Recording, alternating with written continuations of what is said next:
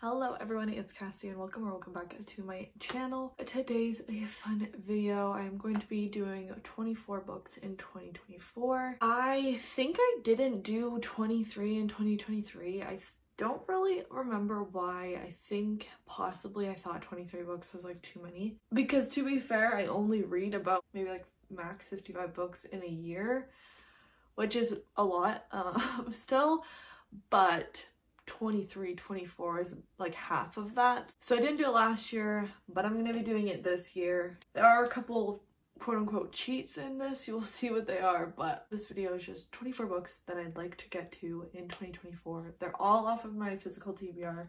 I own every single one except for two, but those two are ones that I really want to own. I think we should just get into it. So if you like this video, make sure to subscribe and give it a big thumbs up. Both those would mean the absolute world to me. Comment down below if you've read any of these books, what you thought of them. So the first few books on this list are one of the cheats that I was talking about because I am putting on 4 books from a series. This and one other series are my like highest priority for this year because I haven't been good at finishing a series. First one is the Eden series by Devney Perry. I have Garnet Flats, Jasper Vale, I just hit myself in the face, and Crimson River, but there's also Sable Peak. I think there's also another novella, but I'm not gonna put that on this list. But I'm putting those 4 on this list because I want to finish this series out so badly, and I'm quite mad at myself for not reading any more of this series last year because I only read the first 2 books and the first novella. So this is huge priority for me this year. I love this series. We follow a different sibling in each book from the Eden's family. The next 3 are the 3 sisters, and then the last one is the final brother. We might as well just go into the next cheat that I have, which is also another series, which is also another 4 books. But that is the Chestnut Springs series by Elsie Silver. I've only read the first one, but I want to finish this series and read them all this year. And again, I'm kind of sad with myself that I didn't read at least 1 more book in this series last year, but that's fine. So I still have Heartless, Powerless, Reckless, and Hopeless. This one is single dad and nanny trope. Powerless is like a hockey player, runaway bride, like long time friends kind of thing.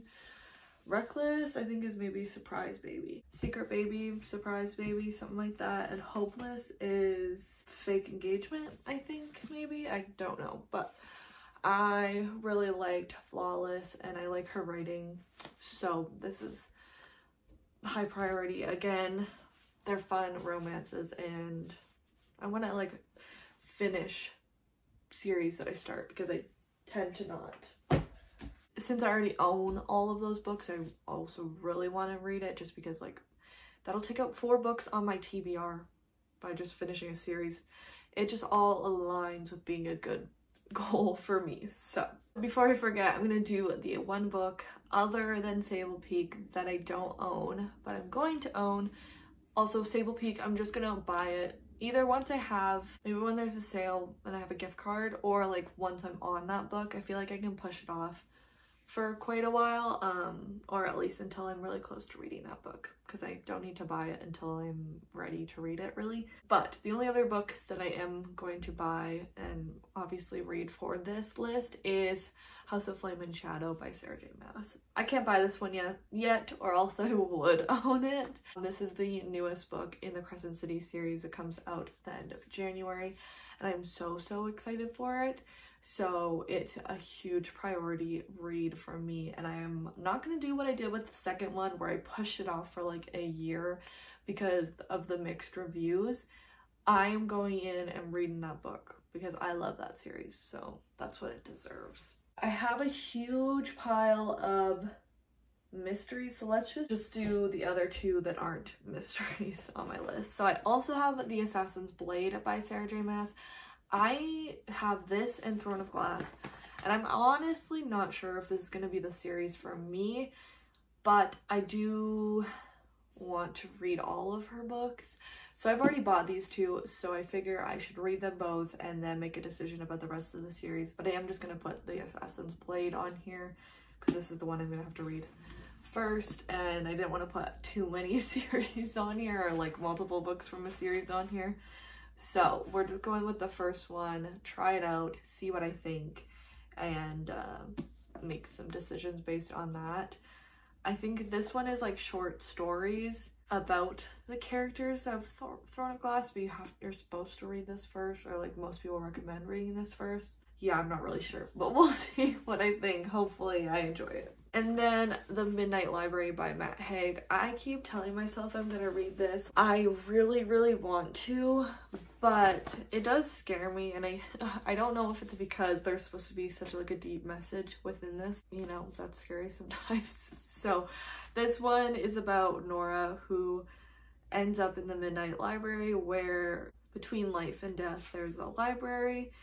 In the books, she gets to see like what her life would have looked like if she did things differently, or made different choices of the different situations she was in. Before time runs out, she must answer the ultimate question: what is the best way to live? Hydration break. I am talking way too much today. But here's your reminder to drink your water. Now let's move on to this huge stack of mysteries. I did not get to read as many mysteries this year as I wanted, or in 2023 as much as I wanted to. I freaking hate when people do that. Anyway, as much as I wanted to, and as much as my soul needs it, I love mysteries. That's my thing through and through, and I just prioritized so many other things this last year, so I want to go back to my roots and read what I love, which is mystery thrillers. I have two from the same author. That is Final Girls and The Only One Left by Riley Sager.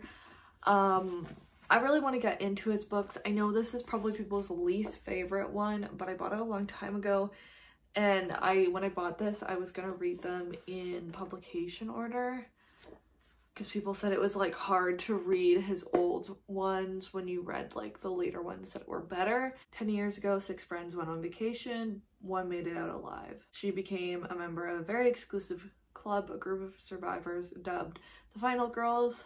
In order to survive, she has to remember what really happened at Pine Cottage. I don't know. I really don't know that much about it, but I did read Final Girl Support Group by Grady Hendrix, and I enjoyed that one. I know that one once people didn't love as much, but I enjoyed that one, so hopefully I like this one as well, with like kind of a similar theme. The Only One Left, this one's the newest one from Riley Sager. This one is a retelling kind of Lizzie Borden, who, so basically this caregiver is coming to this house, and at this house previously in 1929, a whole family died except for Lenora Hope. And so everyone thinks she killed her whole family. In 1983, a home health aide helps out. Lenora was rendered mute by a series of strokes and can only communicate with Kit by tapping out sentences on an old typewriter. As Kit helps Lenora write about the events leading to the Hope family massacre, it becomes clear there's more to this tale than people know. Out of his more recent ones, I think this is the one people like the most. Then I have 2 more from same author. These are kind of in a series, I think, but it's The Final Gambit and The Brothers Hawthorne by Jennifer Lynn Barnes. This is the final in like the main trilogy of the Inheritance games, but this one I know has like some of the Hawthorne brothers in it, obviously by the name, but I don't know how this ends, so I don't know how this starts, and I'm not reading the back of this because I don't want to ruin this for me. So I think maybe this is like a kind of a spin-off series. I don't know. Maybe it just got extended to more than 3 books, but I just know that this was just supposed to be a trilogy. I am not informed about this one, so sorry about that, but I'm trying not to spoil the ending of this. I love the Inheritance games first 2 books. Hopefully I like the ending to it. I feel like I forget stuff every time I'm reading. Like once I read the second one, I feel like I felt like I forgot stuff from the first one. So hopefully I remember most of the second one when I read this one, and we'll see how much I need to remember for this 4th one. But these are really fast reads, really enjoy them, so excited to get to these. And since I bought the hardcover of this instead of waiting for a paperback, I need to read it ASAP to make it worth it for myself, because I waited for the paperbacks for everything else, but I was like, oh, I'm gonna read this so fast, so I better get the hardcover. So I need to like hopefully prove myself right and like actually read it before the paperback comes out, which I don't know when that is, but that's just how my brain works, okay? I don't know if that made sense, but it made sense to me, an overthinker. Let's just do my last YA one. It is One of Us is Back by Karen M. McManus. This is the third book in the One of Us is Lying series. This is the last one, supposedly. I think the second one was supposed to be the last one also, so who knows, but it's gone a long way from the first book. But in the first one, we have our group of the Bayview 4 or 5 who were in detention when another student dies, and so it looks like one of them murdered him. They start getting texts and threats, and secrets are coming out about them, and yeah, it's just gone a long way from that, and there's a lot more characters in this that are also from the second book. I really like Karen M. McManus's writing. The only thing about this is since those books came out multiple years ago and I read them multiple years ago, I don't remember a lot of the stuff from the first and second book. More, I would say, the second book. I have a couple of Dark Academia ones. Let's go through those. I have The Secret History by Donna Tartt. This is like a classic. I want to finally get to it. It is really intimidating to me, and so is this next one. So that's why I think I've put it off for so long, and I'm scared I'm gonna feel dumb reading this, which is not like, you know, ideal. But this is also huge. Like, this is 600 pages. A group of misfits under the influence of a charismatic classics professor, but when they go beyond the boundaries of normal morality, their lives are changed profoundly and forever. People love this, so I want to get to it. Along the same lines is If We Were Villains by M.L. Rio. This one is like a group of Shakespearean actors at a classic conservatory, and in their 4th year someone dies, and then we're flash forward like 10 years. The person that got sent to jail for this is out of jail, and we're finding out like what happened. So people love this as well, and it's Dark Academia and just sounds really good, so hopefully I enjoy it. Everyone in My Family Has Killed Someone by Benjamin Stevenson. I'm sad I haven't gotten to this one. I know people loved it, and it's just like a little bit of a different one. The second one is coming out early on this year. I think it's maybe February, so I would, maybe it's January, I don't even know. So I'd really like to get to this one and see if I want to get that one as well. But we follow this family where everyone has killed someone, and they are having a family reunion, and there is a unidentified body. I don't know, I just know people really liked it. And then a really fun different one is Murder in the Family by Kara Hunter. This one is written out with just like evidence, transcripts, whatever I'm trying to say. And so basically you are the detective. This was really, really popular on Book Talk, and I just still haven't gotten to it because I wanted to make a whole video about it and try and solve the crime. So I think I will still do that, even though this isn't like as popular as it was. I'm just excited for this, and I think it's a really cool concept. Another really popular book on Book Talk is The Housemaid by Frida McFadden. This is another one where I started it and I got probably 20 pages in, and then I just didn't have time to read.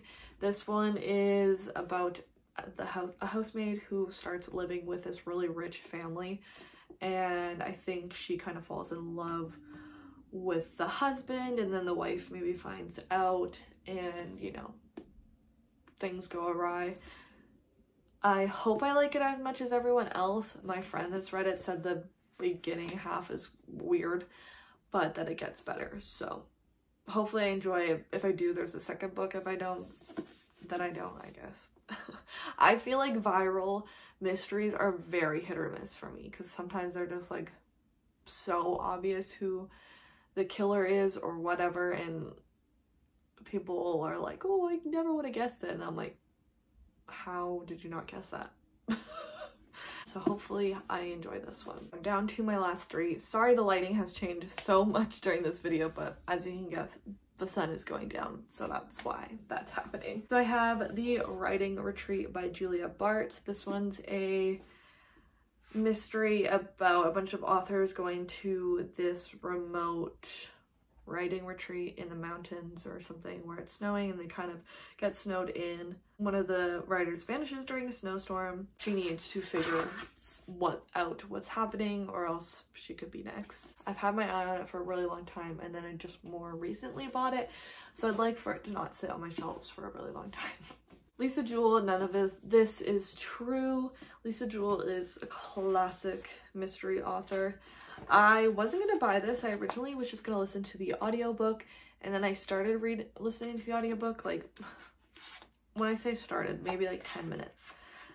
But I don't even think that. I think the first chapter is the transcript from a podcast, and I was like, you know what? I just want to read this along with the audiobook if I'm going to listen to the audiobook. So I don't super know what this is about, and I'm gonna keep it that way, I think. And the final book on my 24 books in 2024 list is Midnight is the Darkest Hour by Ashley Winstead. I love Ashley Winstead. I love both of the mysteries she's written that I've read. This one though is not getting like the best reviews, especially compared to her other two books. So I am a little bit nervous, but hopefully I still enjoy it. Like, that doesn't mean I'm not gonna enjoy it. This lighting is insane, so I'm gonna try and hurry. But this one follows like this small town. This is like a very religious area, and people are thinking it's like the devil or like this demon doing it. And our main character comes back together with an old friend from her childhood, and they are looking into this and trying to find the truth. Hopefully I like it more than like people that I've been seeing review it, and maybe it won't be like my new favorite book, but I hope I enjoy it, and I really want to get to it. Not all the books I want to read in 2024, but 24 books that I want to read in 2024. And hopefully you enjoyed this video. Again, comment down below if there's any books on this list that you think I should get to sooner, or that you've just read them, and let me know what your thoughts on them were, and comment down below what books are on your priority list for this year, even if you don't have 24. And if you like this video, make sure to subscribe and give this video a big thumbs up. Both those mean the absolute world to me, and I will see you in my next video. Bye!